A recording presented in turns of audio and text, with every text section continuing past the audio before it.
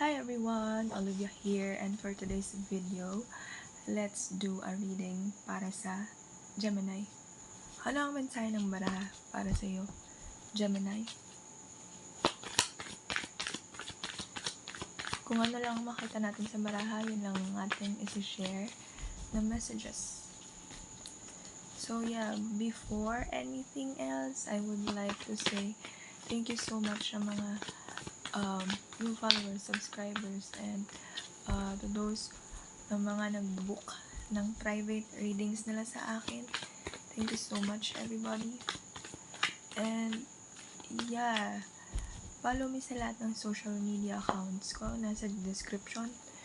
And I'm more active sa TikTok. So kung gusto niyo sumali sa ating live readings, i-follow niyo po ako doon. And see you there. Let's do a reading for Gemini. Mensahe ng baraha para sa Gemini. So, kung ikaw ay Sun, Moon, Venus, Rising, and even Saturn placements in Gemini, this is for you. Gemini placements, what's the message for you today?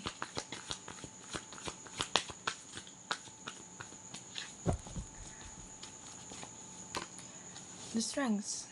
Oh. The Chariot. Pasulong. Ace of Wands. The Lovers. Queen of Pentacles. Ten of Wands. Six of Cups. Ten of Swords. Page of Wands. Page of Cups. Ace of Swords. Nine of Swords.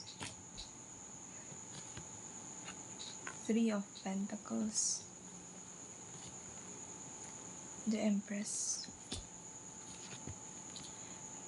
And of course, Seven of Wands. So again, this is a reading for Gemini placements. Yeah. So here's your reading.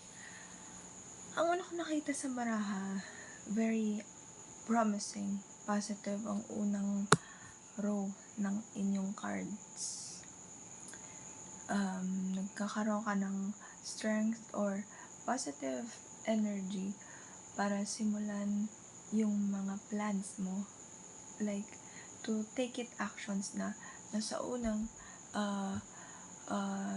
pasok ng buwang ito, parang ano lang siya, nagsimula sa isip, planning, hanggang sa nagkaroon ka na ng sapat na oras, ng lakas ng loob to take action, and ayun, nagkaroon siya ng magandang bunga. You're also secure when it comes to your finances, to your relationship, especially sa romance.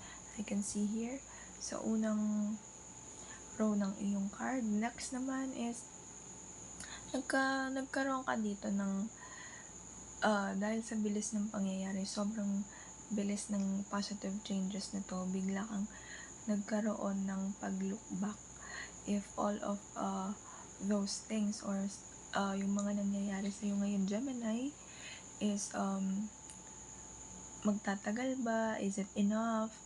And I don't know if I'm hearing honeymoon. Pwedeng ikaw at ang person mo ay bagong kasal or nasa honeymoon stage kayo, and right now parang nagkaroon kayo ng realization na is this relationship worth it pa bang ipagpatuloy, ipaglaban? For some of you here, waiting for something, a timing para maging open yung person ninyo about sa mga iniisip mo, sa plans mo, sa mga gusto mong mangyari at gawin. For some of you here, you keep looking back sa past. Maybe you're physically present sa mga tao sa paligid mo, but you're mentally absent. I'm hearing empty chairs. maybe you're glancing from the past sa isang person, and meron dito sa inyo, you're still hoping na may makausap kayong person from the past to really somehow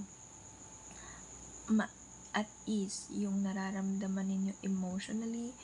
Alam mo, Gemini, ang ganda ng simula ng iyong set of cards. I can see that since nakatitig ako sa wands, nakukuha ng attention ko yung wands. Wands is all about actions in tarot. Yan ang isa sa mga main energy ng wands. Maybe you're someone, kung titingnan, you act like you're happy, energetic, pero kung mag-isa ka na lang, parang may bumabagabag sa iyo from the past. I can see there is this water sign, Scorpio, Cancer, Pisces energy, and for some of you here, Aries, Leo, Sagittarius ang kakonect. And ayun, you can check those videos, baka may messages there for you. And I can also see here that there's an energy here.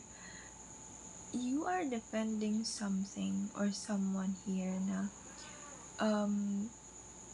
hindi mo kayang sabihin sa iba. You're mentally shielding yourself from this one. Parang kinukulong mo to sa sarili mo lang.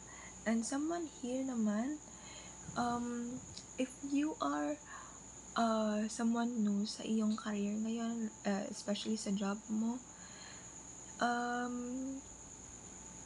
meron ako nakikita dito, you're defending that position or that job. Kung ano man yung pinagkakakitaan mo, you're defending that. Medyo hindi siya madali for you because you're struggling to defend that position, that energy, pero you're trying your best to ayun nga, defend that. For some of you here, there's also an issue when it comes to your family, sa home setting mo. But still, instead of facing it, for some of you here, lumalayo kayo. Mas nagiging matapang yung approach niya dito. But then again, there is kakulangan ng pakikipag-usap as I am staring at the Ten of Swords here. There is a missing energy of communication. And yeah, this is a reading for you, Gemini. Kung naka-resonate ka, subscribe, follow sa aking lahat ng mga social media accounts, leave a comment, and see you next video. Bye!